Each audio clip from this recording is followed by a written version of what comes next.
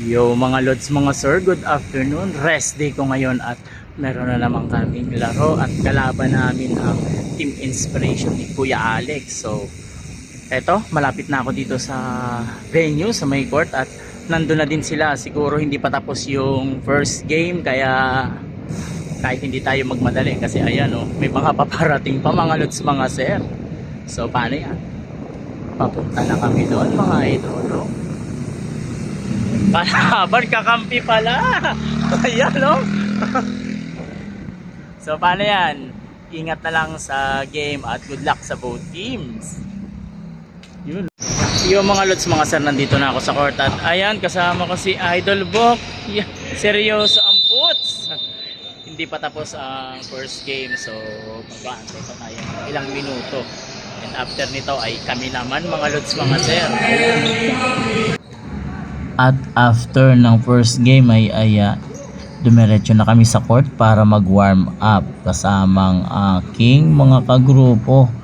Bale, kukonti lang pala kami maglalaro ngayon mga lods, mga sir, kasi may pasok yung ibang kasama namin, pero okay lang. Ang importante ay makabuo kami ng 10 o kaya 5 man lang para naman may maglalaro sa amin at may kapalitan. Tapos yung kalaban namin ay saktong 5 lang sila, kaya medyo mahirap sa kanila talagang maglaro ngayon kasi walang palitan na yon hanggang matapos ang laro. Kaya manood na tayo mga lodi habang tayo ay nagre-relax, di ba? Ayan oh. Bumalik na nga din ang aming captain, kaya tamang usap-usap muna para naman makapag-ready sa strategy na gagawin namin. Kahit naman lilima lang ang kailabang ay hindi dapat maliitin mga lods. So let's watch this.